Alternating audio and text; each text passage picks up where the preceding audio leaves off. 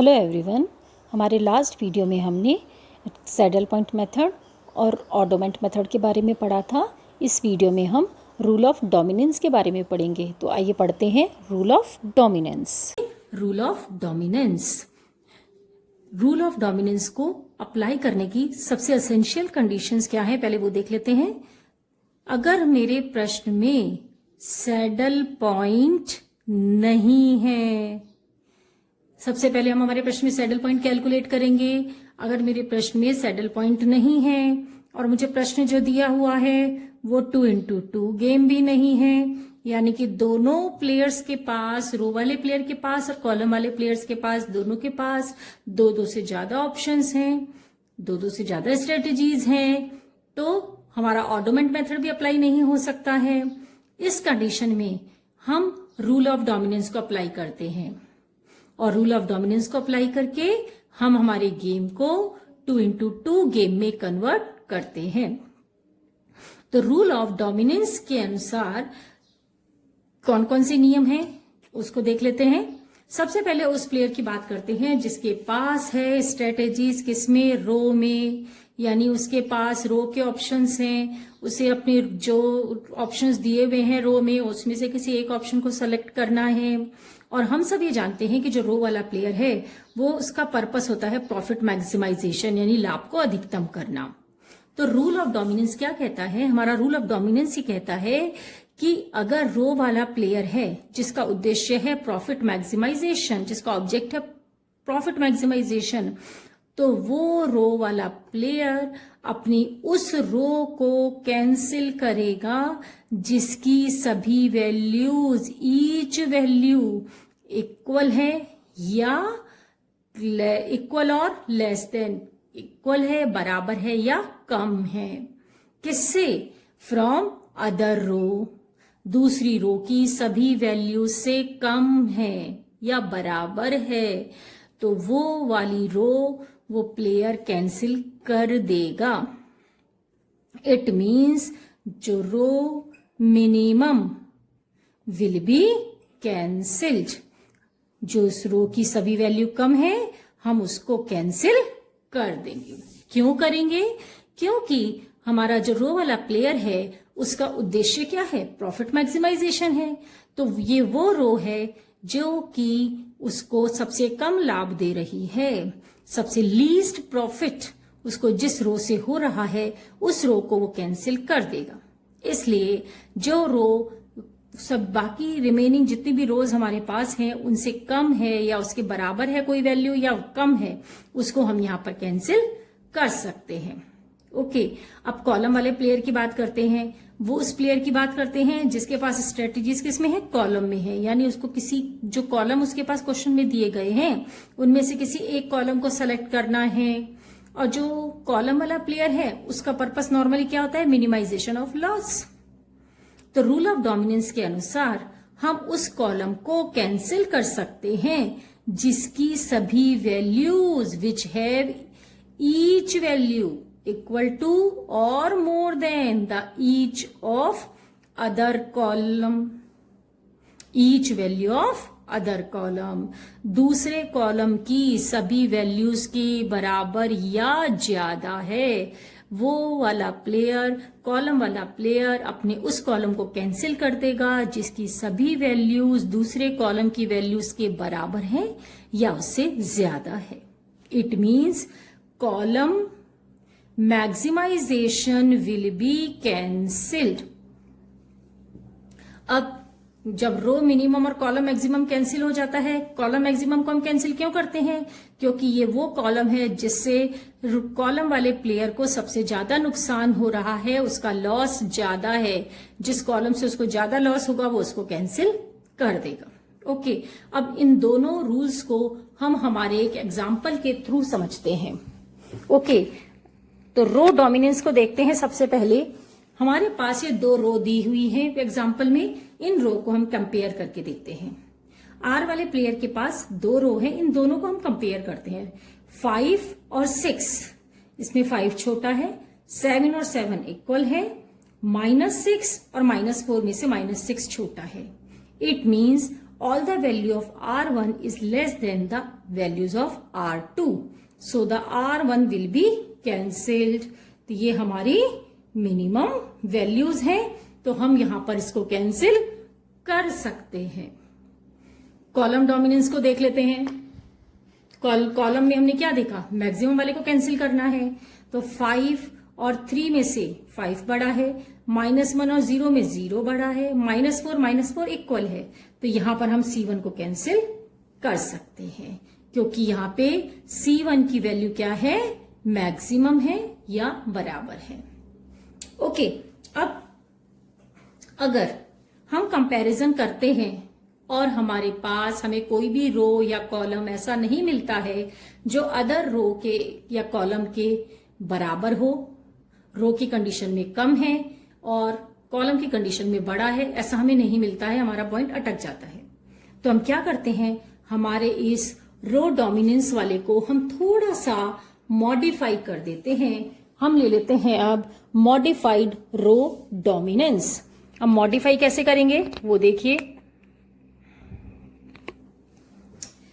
Modify में हम क्या करेंगे, जब भी हम इसको मॉडिफाई कब करते हैं, पहले तो हम ये देख लेते हैं। अब जैसे मैं R1 और R2 को कंपेयर करूं, 3 और 6 में 3 हमारा छोटा है, 4 और 1 में 4 बड़ा आ जाता है। R1 और R2 को कंपेयर कर रहे हैं, कैंसिल नहीं हो रहा है। R2 R3 देख लेते हैं, 6 और 1 छोटा है, लेकिन 1 और 8 में 8 बड़ा है। R1 और R3 को कंपेयर करके देख लेते हैं, 3 और 1 छोटा है, लेकिन 4 और 8 में 8 बड़ा आ जाता है। कंपैरिजन कर रहे हैं, कोई भी कैंसिल नहीं हो रहा है। तो अब हम हमारे रॉ डोमिनेंस वाले रूल को मॉडिफाई करेंगे। अब देखिए, मॉडिफाई करते समय हम क्या करेंगे, हम रो को कंपेयर करेंगे। किससे कंपेयर करेंगे, एवरेज ऑफ रिमेनिंग रो। ठीक है, जैसे सबसे पहले R1 को लेते हैं। R1 को हम कंपेयर करें किससे, average of R2 and R3। R1 की वैल्यूज लिख लेते हैं पहले, 3 एंड 4। एवरेज निकाल लेते हैं R2 और R3 का, 6 + 1 7, 7 डिवाइडेड बाई 2 3.5, 8 + 1 9, 9 डिवाइडेड बाई 2 4.5। अब आप देखिए, यहां पर ये 3 छोटा है, 4.5 में 4 छोटा है। इट मीन्स R1 की जो वैल्यूज हैं वो इस एवरेज से कम हैं, छोटी हैं। तो हम क्या करेंगे, इस R1 को कैंसिल कर सकते हैं। ओके, इसी तरह हम कॉलम में भी करेंगे। अब कॉलम में देख लेते हैं। कॉलम के लिए हमारे पास ये वाला प्रश्न दिया हुआ है, इसमें देखिए क्या आएगा। अब कॉलम में हमें मैक्सिमम वाला को कैंसिल करना है। अब जैसे अगर मैं C1 को कंपेयर करूं किससे, average of C2 and C3 से, तो मेरे पास C1 की कौन कौन सी वैल्यूज है वो देख लेते हैं। हमारे पास C1 की वैल्यूज है 9 एंड 2। एवरेज देख लेते हैं C2 और C3 का, 16 + 2 18, 18 divided by 2 9, -1 + 5 4 divided by 2 2। C1 की वैल्यूज एवरेज के इक्वल आ रही हैं, तो हम C1 को कैंसिल कर सकते हैं। एक चीज हमेशा ध्यान रखिए, एवरेज वाला जो पॉइंट है वो कैंसिल नहीं होगा। ओके, अब जब हमारा ये कैंसिल नहीं होगा तो हमारे पास क्या कैंसिल होगा, C1 कैंसिल हो जाएगा, क्योंकि C1 की वैल्यूज इक्वल है।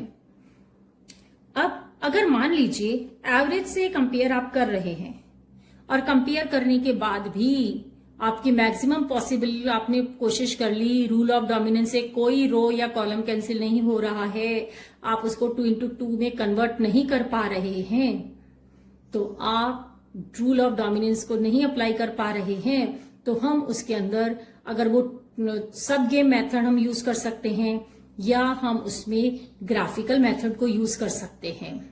ओके, तो नेक्स्ट वीडियो में हम उसको समझेंगे। आज अब हम पहले एक बार रूल ऑफ डोमिनेंस तक का जो मेथड है उसको एक क्वेश्चन में हम अप्लाई करके देखते हैं कंबाइंडली कैसे अप्लाई होता है। हम रूल ऑफ डोमिनेंस तक का पूरा स्टेप्स एक बार इस क्वेश्चन में अप्लाई करके देखते हैं। तो हमारे पास ये क्वेश्चन दिया हुआ है जिसमें 2 प्लेयर है हमारे पास, ए और बी। ए के पास भी 4 ऑप्शंस हैं और बी के पास भी 4 ऑप्शंस हैं। तो सबसे पहले हमारे क्वेश्चन में हम सैडल पॉइंट निकाल के देखेंगे। तो सैडल पॉइंट के लिए हम कैलकुलेट करेंगे रो मिनिमम। तो हमारे इस क्वेश्चन में इस रो की मिनिमम वैल्यू है 12, इसकी मिनिमम वैल्यू है 10, यहां मिनिमम वैल्यू है -10 और इस लाइन में मिनिमम वैल्यू है 0। और अब हम कैलकुलेट करते हैं column maxima. Maximum value select कर लेते हैं इस कॉलम में से। यहां पर मैक्सिमम वैल्यू है 45, यहां मैक्सिमम वैल्यू है 72, यहां मैक्सिमम वैल्यू है 32 और यहां मैक्सिमम वैल्यू है 15। ओके, अब हम चेक कर लेते हैं कि क्या हमारे पास सैडल पॉइंट है। हमारा सैडल पॉइंट का फॉर्मूला था saddle point maximum of row minima. तो ये हमारे रो मिनिमा में मैक्सिमम वैल्यू क्या है 12 और ये हमने 12 ले लिया। और अब हम लेंगे minimum of column maxima. Column maxima में सबसे मिनिमम वैल्यू क्या है 15। This is the maximum value of row minima and this is the minimum value of column maxima. They both are not equal, बराबर नहीं है। जब ये इक्वल नहीं है it means there is no saddle point, there is no saddle point. जब हमारे question में सैडल पॉइंट नहीं है और वो 2 into 2 गेम भी नहीं है तो हम यहां पर अप्लाई करेंगे rule of dominance. We will apply rule of dominance. Okay, अब रूल ऑफ डोमिनेंस को अप्लाई करने के लिए हम इस पूरी टेबल को एक बार दोबारा कॉपी कर लेते हैं। तो हमारे पास 4 ऑप्शन है के पास A1, A2, A3 and A4। B के पास भी 4 ऑप्शन हैं B1, B2, B3 and B4। 42, 40, 30, 45, 72, 38 and 10, 32, 25, -10 and 0, 12, 10, 0 and 15। हमने हमारा क्वेश्चन पूरा दोबारा लिख लिया। अब हम इसमें रूल ऑफ डोमिनेंस को अप्लाई करेंगे। रूल ऑफ डोमिनेंस को अप्लाई करने के लिए सबसे पहले first step, we will compare A1 and A2। हम रो वाइज कंपैरिजन कर रहे हैं। सबसे पहले हमने पढ़ा है अभी कि हम क्या करेंगे कंपैरिजन रो में मिनिमम और कॉलम मैक्सिमम। ये हमें क्या करना है कैंसिल करना है। तो हमारे पास A1 और A2 को जब हमने कंपेयर किया तो हमने देखा कि A1 42, A2 क्या है 40। इट मीन्स हमारे पास A2 की वैल्यू कम है। 72 और 30 कम है। 32 और 25 कम है। 12 और 10 कम है। तो हमारे पास क्या हुआ all the values A2 is less than from the all values of A1। ठीक है, सो A2 is dominated by A1।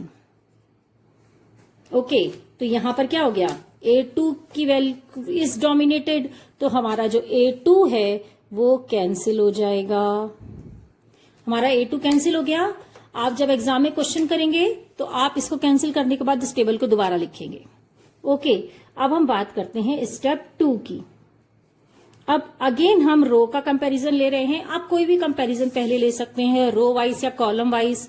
हमने रो वाइज स्टार्ट कर रखा है तो हम रो वाइज करते हैं। अब हम कंपेयर करते हैं। Now we will compare A3 and A4। A3 और A4 को कंपेयर कर लेते हैं। तो हमारे पास A3 में है 30, A4 में है 45, इट मीन्स A3 की वैल्यू कम है, 8 और 10, 8 कम है, -10 और 0, -10 कम है, 0 और 15 में 0 कम है. It means all the values of A3 is less than the values of A4. So, A3 is dominated by A4. आप A3 और A1 का कंपैरिजन भी कर सकते थे. ओके, अगर हम A3 और A1 का कंपैरिजन करते हैं तो आप देखेंगे कि हमारा A3 का कम है. आप किसी का भी कंपैरिजन ले सकते हैं, इसमें कोई फिक्स नहीं होता कि आप कौन सा कंपैरिजन लेंगे. ओके, तो हमारे पास यहां पर अब हमारे पास कौन सा कैंसिल हो जाएगा? हमारा कैंसिल हो जाएगा A3, क्योंकि A3 क्या है? डोमिनेटेड है. जब A3 डोमिनेटेड है तो हमारा A3 कैंसिल हो जाएगा. ओके, अब हम लेते हैं स्टेप नंबर 3. स्टेप नंबर 3 में अब हम कंपेयर करते हैं कॉलम वाइज, क्योंकि हमारे पास 2 ही रो बची हैं और हमें हमारे गेम को 2x2 गेम में कन्वर्ट करना है. तो अब हम इसमें देखें, अब हम कंपैरिजन करते हैं. We will compare B1 and B2. अब कॉलम लेना है तो कॉलम में क्या लेना है? मैक्सिमम लेना है. तो अब कॉलम में देख लेते हैं, जिस कॉलम में ज्यादा वाली वैल्यूज होंगी वो कैंसिल हो जाएगा. 42 एंड 72 ज्यादा है. 45 और 10 में 10 कम है. ओके, तो हमारा B1 और B2 में कुछ कैंसिल नहीं हो रहा है. ओके, तो हम यहां पर आगे लिख सकते हैं no cancellation. No cancellation, then we will compare B2 and B3. अगर B2 और B3 को कंपेयर करते हैं तो क्या होगा? B2 और B3 में देख लेते हैं. 72 और 32 में 72 ज्यादा है, 0 और 10 में 10 ज्यादा है. Okay, it means B2 is dominated by B3. B2 is dominated by B3. So, B2 will be cancelled. पूरा इसको लिखिए, एग्जाम में जब करेंगे तो पूरा लिखना है. तो अब हम क्या करेंगे? हमारा ये जो B2 है इसको हम कैंसिल कर देते हैं. ओके, नेक्स्ट स्टेप ले लेते हैं. एक कंपैरिजन और ले लेते हैं इसके अंदर. Step number 4.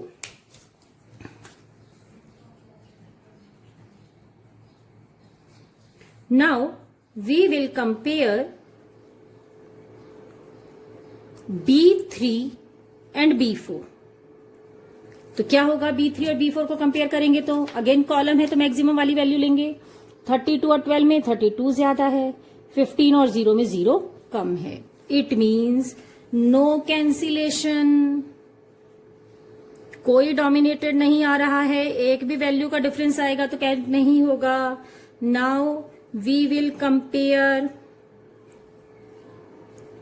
then we will compare B1 and B3. B1 और B3 को कंपेयर करके देखो. हमारे पास देखिए 42 और 32 में 42 ज्यादा है, 0 और 45 में 45 ज्यादा है. इट मीन्स B1 की वैल्यूज ज्यादा हैं, तो यहां पे B1 कैंसिल हो जाएगा. ओके, तो हम यहां पर इसको लिख लेते हैं. B1 एंड B3 को हमने कंपेयर किया. B1 is dominated by B3, so B1 will be cancelled. इस तरह आप इसको पूरा लिख लीजिए. ओके, अब इतना लिखने के बाद हम इसमें लेंगे 2x2 टेबल. हमारे पास बच गई. हमारे पास जो रिमेनिंग रह गए उससे हम नेक्स्ट टेबल बना लेते हैं. ओके, तो टेबल बनाने के लिए हम ये जो नीचे के स्टेप लिखे हैं इसको हम इरेज कर देते हैं, फिर देखते हैं हमारे पास कैसे टेबल बनेगी. अब देखिए हमारे पास क्या क्या बच गया. हमारे पास जो रिमेनिंग रह गया उसको ध्यान में रखेंगे. हमारे पास रिमेनिंग है A1 और A4. तो हम यहां लिख लेते हैं A1 A4 और इस तरफ हमारे पास रह गया B3 और B4 क्योंकि B1 और B2 को तो हम कैंसिल कर चुके हैं, तो हमारे पास रह गया B3 B4। A1 B3 की वैल्यू हमारे पास है 32, A1 B4 की वैल्यू है 12, A4 B3 0, A4 B4 15। Okay, हमारे पास 2 into 2 टेबल रह गई। अगेन इसमें सैडल पॉइंट चेक करिए, रो मिनिमा, यहां मिनिमम वैल्यू है 12, यहां मिनिमम वैल्यू है 0, कॉलम मैक्सिमा सेलेक्ट कर लेते हैं 32 एंड 15, नो सैडल पॉइंट। इधर से आ जाएगा हमारे पास मैक्सिमम ऑफ रो मिनिमा और इधर से हम ले लेंगे minimum of column maxima 15। Again no saddle point, no saddle point. अब हमारे पास क्या है, 2 into 2 गेम है, तो अब हम इसमें ऑर्डोमेंट मेथड को अप्लाई कर सकते हैं। सो वी विल अप्लाई ऑर्डोमेंट मेथड, पूरा लिखिए इसको। ओके, अब हम इस टेबल को दोबारा कॉपी कर लेते हैं, जैसे हम इसमें ऑर्डोमेंट मेथड को अप्लाई करेंगे। 32, 12, 0 एंड 15 ये हमारी पे ऑफ हैं। A1, A4, B3 and B4। 32 minus 12 ये हो गया हमारे पास 20, इसको हम यहां लिख देते हैं। 0 माइनस 15, माइनस इग्नोर करके 15 यहां लिख देते हैं। अगर आपको ऑर्डोमेंट मेथड नहीं आता है या आप भूल गए हैं तो आप मेरा पिछला वीडियो देख सकते हैं। 32 माइनस 0 32, 15 माइनस 12 -3 आएगा। 12 माइनस 15 करेंगे तो माइनस इग्नोर करेंगे 3 आ जाएगा। टोटल हो गया 35। स्ट्रेटेजीज ले लेते हैं, यहां पर ए के लिए स्ट्रेटेजीज होंगी। स्ट्रेटेजीज फॉर ए, अब देखो A1 लिखा है, A1 के पास क्या है 15, तो ये होगा 15/35। A1 के बाद A2 ने कैंसिल कर दिया था, तो जो कैंसिल कर दिया उसके लिए 0। A3 कैंसिल हो गया था 0। A4 के लिए आ जाएगा 20/35। B के लिए निकाल लेते हैं। देखिए B3 से स्टार्ट हो रही है हमारी table, it means B1 cancel हो गया था 0, B2 कैंसिल हो गया 0, B3 के लिए आ जाएगा 3/35 और B4 के लिए आ जाएगा 32/35, 32/35, 3/35। Now value of the game, what will be the value of the game? 32 multiplied by 15 plus 0 multiplied by 20 whole divided by 35. Okay, 15 2 जा 30, 0 power 3, 15 3 जा 45, ये हो गया 480 divided by 35, 5 9 जा 45, 5 6 जा 30 divided by 5 7 जा 35. This is the value of the game, 96/7, and these are the strategies for A and for B. अगर आपको मेरा ये वीडियो अच्छा लगा हो तो प्लीज इस वीडियो को लाइक कीजिए, शेयर कीजिए और सब्सक्राइब करना ना भूलें। Thank you.